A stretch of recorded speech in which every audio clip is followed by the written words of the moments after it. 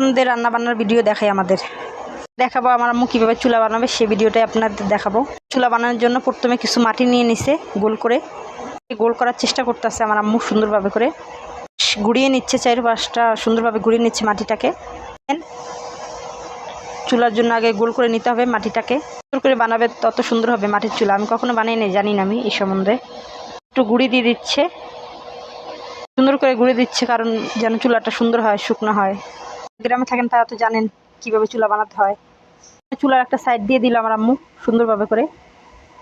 এই তো দেখেন আমার আম্মুর সাইড দেওয়া হয়ে গেছে, 4-5 দিয়ে মানে অনেক সুন্দর করে দিতে হবে এটা। মাঝখান দিয়ে একটা ঠালা করে নিল। বলতে বলতে আমার আম্মুর চুলাটা কত সুন্দর হয়েছে দেখছেন, আরও সুন্দর হবে বানাইলে। গ্রামে থাকেন তারা তো মাটির চুলা হয়তো রান্না করেন, আমরা শুধু শখের জন্য এটা বানানো বলতে গেলে, এর থেকে বেশি কিছু না। আমার জন্য বানাইছে, মানে আমার তো কখন মাটির চুলা নাই, খেলনার পাতিল আছে কিন্তু মাটির চুলা নাই। দেখাচ্ছি আমার আম্মু কীভাবে বানায় মাটির চুলাটা। হয়তো আরও ভালো করে বানাইতে পারেন, আমার আম্মু থেকে ভালো চুলা পারেন অনেক মানুষই হয়তো আছেন এরকম, কিন্তু আমি চেষ্টা করতেছি আমার আম্মু যেভাবে বানায় সেটাই দেখানোর চেষ্টা করতেছি। মাঝখান দিয়ে একটা কাঠ দিয়ে দিছে, একটা দিছে মাঝখান দিয়ে লাকড়ি দিবে যে জায়গায়, সে জায়গায় কাঠটা দিল। পুরোপুরি হয় নাই, এখনও কাজ বাকি আছে। দেখেন, দেখতে থাকেন আপনারাও, অনেক সুন্দর হবে। আপনারা দেখেন, আমিও দেখতেছি আমার আম্মু চুলা বানানো। আবার কিছু মাটি দিয়ে দিবে আমার আম্মু, দেখবেন আবার মাটি দিয়ে দিল কিছু সুন্দর করে। লাকড়ি দিবে, মানে কাঠ দিয়ে রান্না করা যাবে বলেন। আমি আপনাদের মতন এত গুছিয়ে সুন্দর করে কথা বলতে পারি না। দেখেন কত সুন্দর হয়েছে আমার আম্মুর চুলাটা, আপনারাই বলেন কেমন হয়েছে আমার আম্মুর চুলা। নিজের হাতে বানাইছে আমার আম্মু, যেরকম পারছে সেভাবে বানাইছে আমার জন্য চুলাটা, এটাই অনেক।